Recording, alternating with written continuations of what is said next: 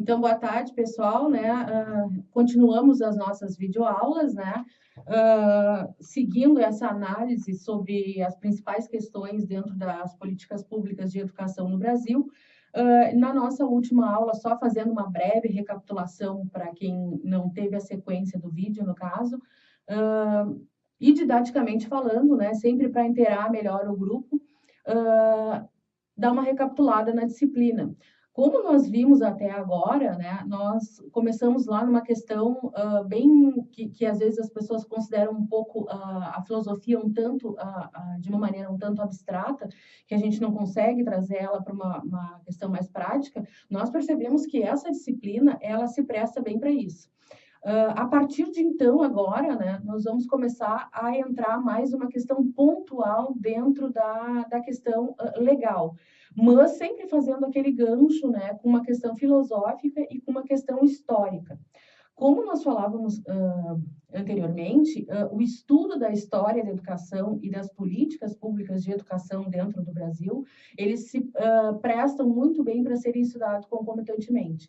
Nós conseguimos ver na leitura de um dos textos que eu passei para vocês, que é o texto da professora Giana Lange do Amaral, justamente o como se dá, né, essa perspectiva, né, da questão da história, do embasamento histórico e dos fatos e das transformações dos fatos históricos, refletindo diretamente dentro de uma política, dentro da educação brasileira, né, em especial no ensino público dentro do Brasil.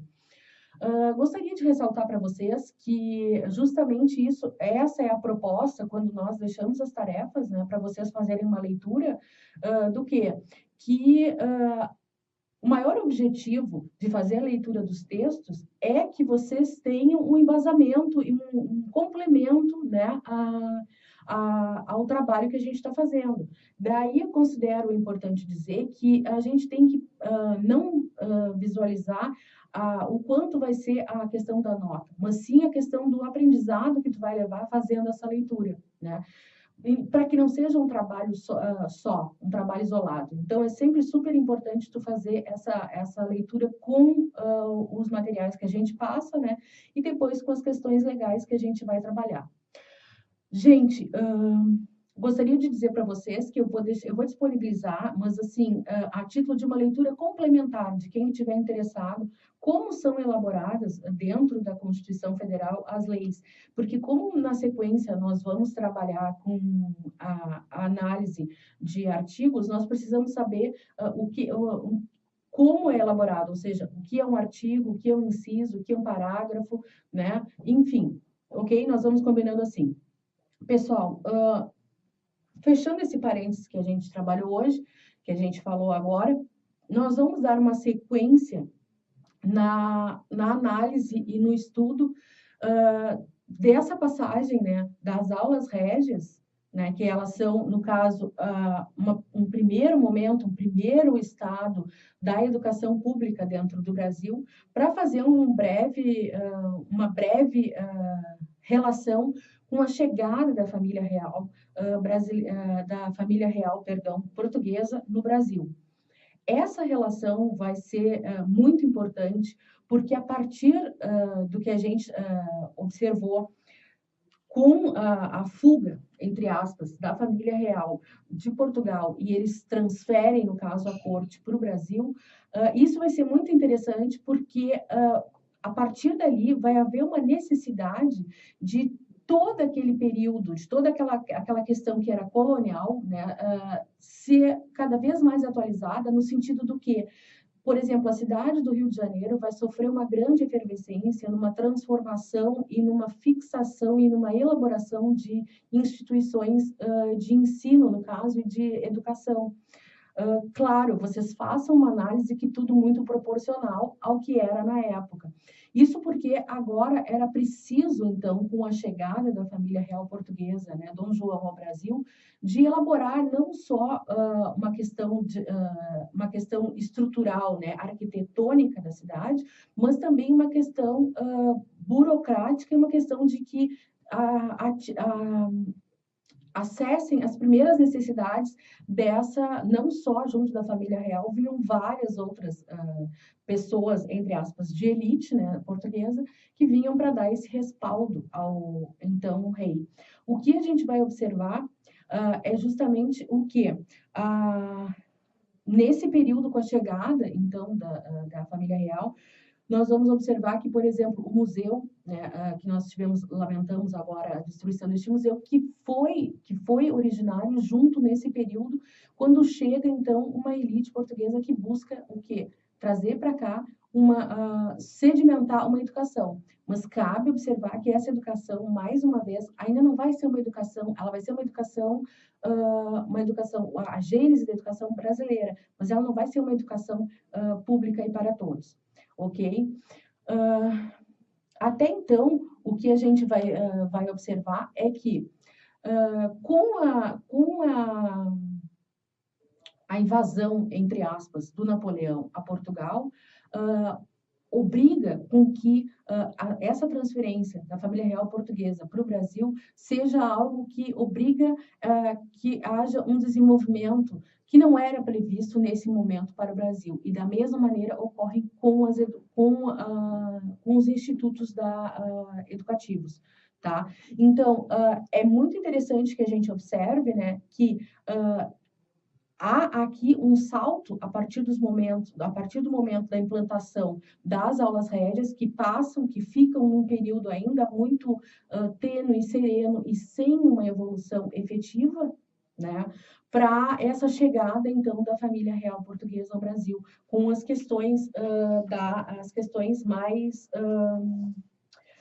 mais pontuais relacionadas a uma elaboração de uma educação genuinamente brasileira. Então, pessoal, dando sequência no que nós estávamos falando, em 1821, então, Dom João tem que retornar para Portugal. Isso porque a população portuguesa começa a solicitar a presença dele lá, né? E fica aqui, então, Dom Pedro. O que se sabe é que Dom Pedro se nega a voltar e ele começa a constituir, então, uma questão de uma identidade com a população brasileira. Né? Em 7 de setembro de 1822, a gente vai ter independência.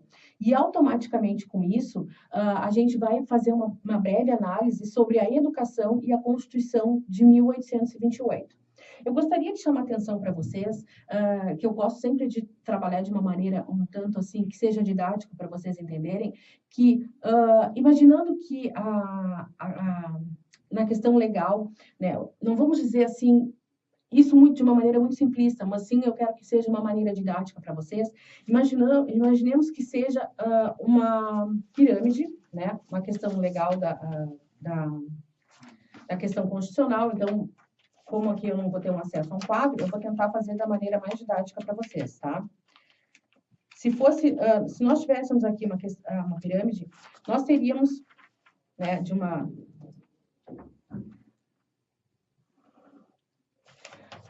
seria o quê? Nesse topo da pirâmide, né, no que a gente trabalha, no que a gente está trabalhando com a questão observando a educação dentro da Constituição, e é isso, basicamente, que aqui nós vamos ter, então, a questão das políticas públicas de educação. Então, se a política pública de educação, lembrem que a gente trabalhou lá uma breve definição. O que é? É uma ação do Estado e referente a uma questão para um melhor desenvolvimento do seu cidadão dentro do Estado. Então, nós podemos ter políticas públicas de educação, políticas públicas de saúde, políticas públicas de economia, políticas públicas de agricultura, enfim, políticas públicas de segurança, né? Então, imaginem que nesse topo dessa pirâmide aqui, né, uma pirâmide um tanto improvisada, mas eu quero que, desde que fique didático para vocês, isso é o que me importa. No topo dessa pirâmide aqui, nós vamos ter o quê? A Constituição Federal, independente do período que ela seja, tá? Depois, na sequência, nós vamos começar a trabalhar dentro de cada Constituição e o quê? Dentro dessa Constituição Federal, que ela vai estar no topo a Constituição Federal, ela vai estar no topo da legislação. Por quê? Porque nenhuma lei dentro, seja do Estado ou do município, pode ser contra o que vem dentro da Constituição Federal. senão seria um ato inconstitucional. Quando se fala isso é um ato inconstitucional, é isso que nós estamos falando. Claro que depois nós vamos entrar mais especificamente nesse termo, tá? A Constituição Federal vai fazer menção a uma questão da educação, ou seja, de como é tratada a educação dentro desse período. Observem que aqui vão mudar, né? Nós vamos ter a Constituição de 1824, depois, posteriormente, nós vamos ir havendo uma progressão até chegar à nossa Constituição de 1988.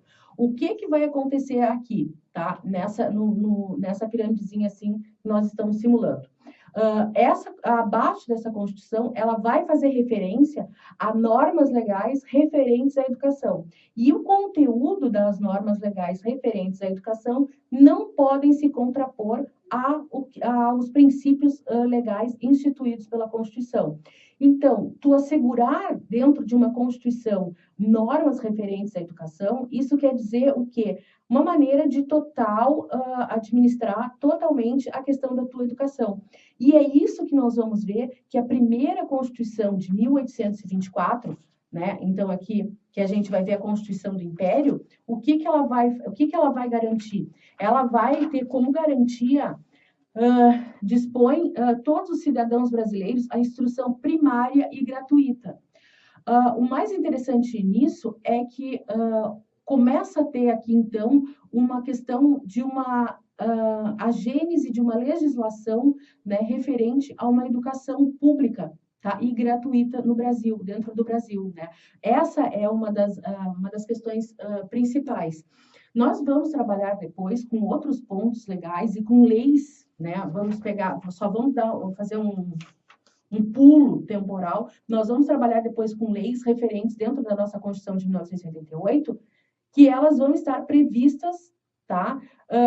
Podendo ser elaboradas, como, por exemplo, a lei do piso salarial, né? Que ela vai se referir justamente isso. Existe uma lei que garante esse valor mínimo a ser pago. Da mesma maneira como na nossa Constituição Federal de 1988, ela faz uma garantia de uma educação pública gratuita e para todos, tá? Era justamente isso que vinha dentro dessa Constituição de 1824. Entretanto, né, nós sabemos que nós não podemos fazer uma leitura tão ingênua, porque ela falava a todos os cidadãos brasileiros, né? Quem eram esses cidadãos brasileiros? Então, aqui não ficariam amparados os indígenas, né, nem, no caso, os africanos, né? Enfim, é toda uma leitura que a gente tem que fazer. E fazia referência a uma instrução primária e gratuita, tá bom?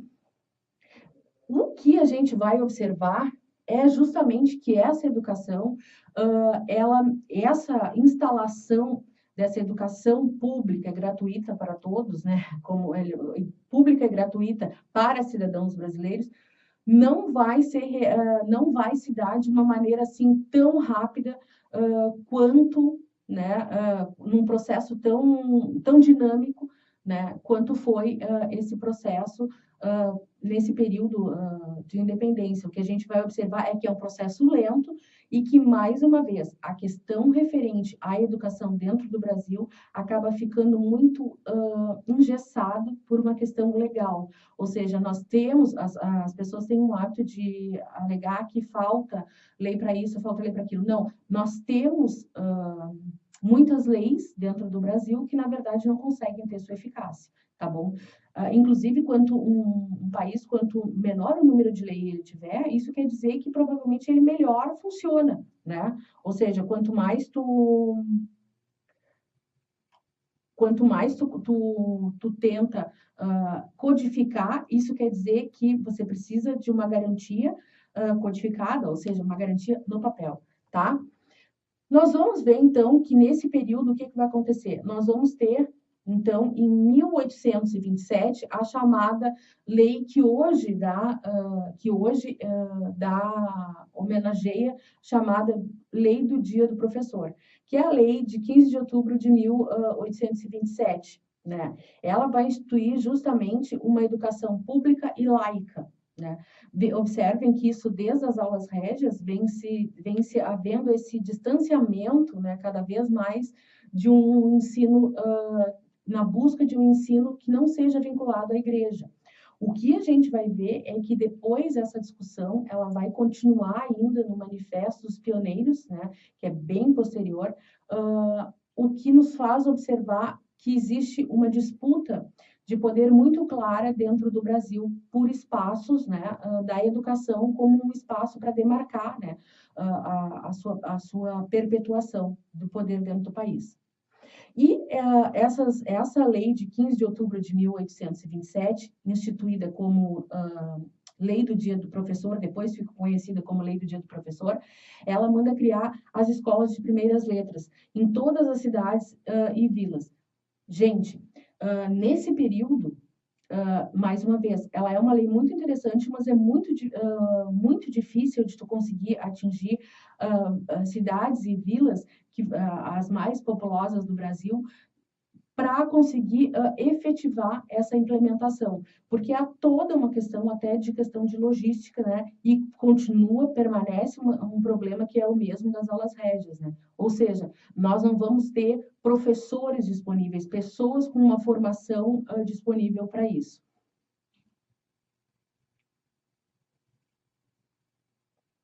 Então, eu trouxe aqui uma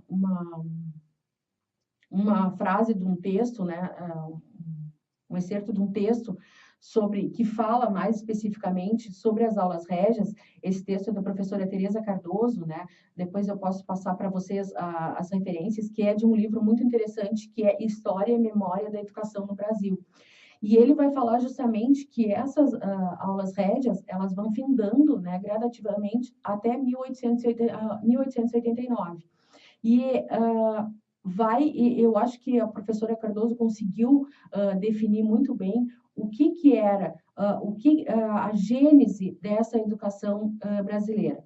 Eu vou ler para vocês e a gente vai fazendo vou fazendo alguns parênteses no decorrer da leitura. A permanência praticamente inalterada do sistema das aulas régias no Brasil, da virada do século XVIII para o seguinte, estendeu-se ainda durante o primeiro reinado.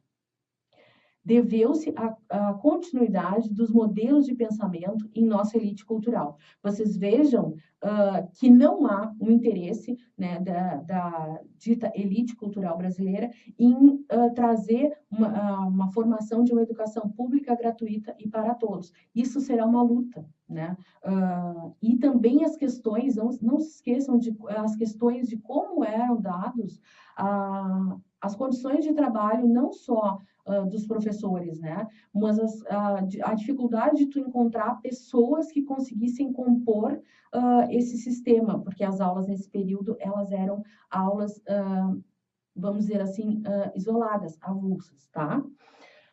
Na sequência desse texto, existiu um grande descompasso entre o pretendido pelo governo monárquico, né? Eu acho que para findar esse período das nossas aulas que a gente vem trabalhando, e acho que conseguimos atingir uma boa base, o que a gente vê é justamente isso, né? Que não se consegue nem sequer, né, se manter uma educação elitista, e até para essa dita elite cultural era difícil do acesso à educação. Então, seguindo,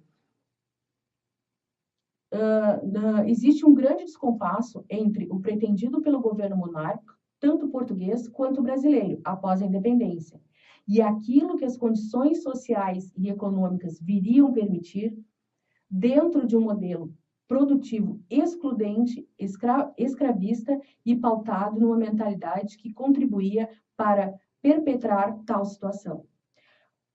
Ou seja, voltamos ao que eram os nossos primeiros vídeos, né, que se falava analisando a gênese da educação pública brasileira.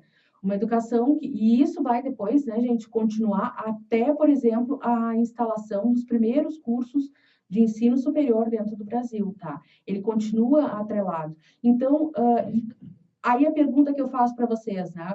Vocês podem dizer, tá, professora, mas textos que nós lemos, esses links que nós fizemos, qual a relação disso com política pública de educação?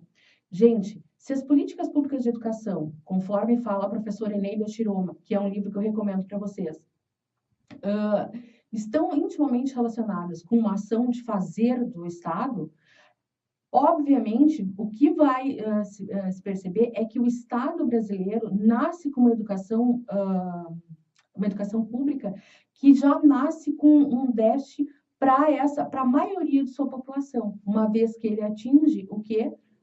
A elite. É uma educação que nasce da elite para a elite.